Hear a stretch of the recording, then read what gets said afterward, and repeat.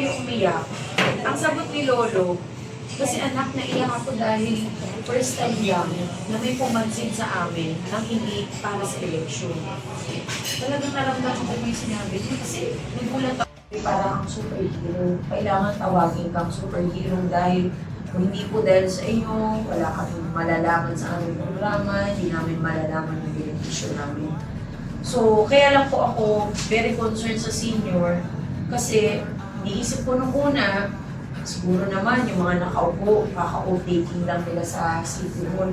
Siguro naman kung tulungan ko yung mga senior citizen, hindi na sila mag-iisip ng masama. Kasi sabi nila, yung mga senior, hindi naman na malakas yan eh. Hindi namin pwede pulot sa politika yan. Kasi hindi naman aktibo na yan. So ako naman, dahil ganun po ang katwiran nila, niyakap ko po yung senior. Dahil iniisip ko, sige, dito na lang ako sa senior. At least, hindi kayo maiinggit sa akin o hindi nyo ako ipopolitika. Kasi ang katwiran nila, yung mga senior hindi naman na mapapakinabangan sapagkat mahihina na. Yun po ang sinabi nila. So ngayon, kaya po kayo nabigyan. Ang tao po ay kawawa talaga. Kung hindi po tayo bababa sa sarili natin, kung talagang kaya po natin.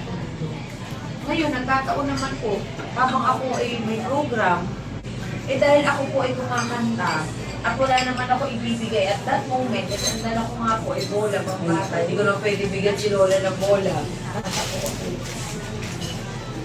Nung kinatahan ko mga senior citizen, kahit maputi ng buhok mo, umiyak ngayon po itong mga senior. Habang umaawit ako, tulo ng tulo ang luha.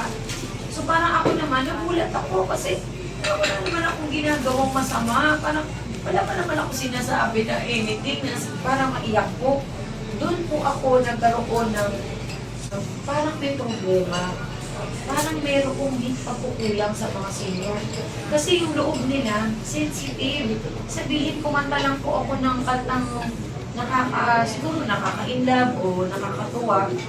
Na-touch na agad yung puso nila. So doon po ako na-alarma. Kasi all the while, akala ko, pag sinabi mo senior citizen, dahil napag-aral mo ni anak mo, okay ka na. Mas senior citizen ay nangangailangan pala talaga ng pansin, atensyon at programa na sila po ay makasama natin. Kaya lahat po ng binabaan ko nung susunod na mga araw hanggang inabot na po ako ng almost 3 years, lagi pong nandyan ang mga senior kasama ko. Kasi bakit po? Dahil yung tinanong ko si Lolo at Lola na bakit po kayo umiyak, ang sagot ni Lolo, kasi anak, naiyak ako dahil first time lang na may pumansin sa amin nang hindi para sa eleksyon. Talagang naramdaman ko yung sinabi niya kasi nagulat ako. Dahil po yung tatay na yun ay stroke. Naliligo po siya doon sa Along Onyx. Pero nung dumaan po ko, hindi po niya pagligo. Nung tinanong ko po siya, sinabi niya po yun sa akin, talagang tumagos dito. Sabi ko, malaki na pala yung advocate. Dahil ang sabi ko po sa sarili ko, ako magkakaedad din, magiging senior. At least, sa edad kong ito na malakas ako, kailangan kong isa. Yung talagang puspusa na pagtulong ko na sa lahat ng barangay na pinabaan ko, kasama ko po ang mga senior.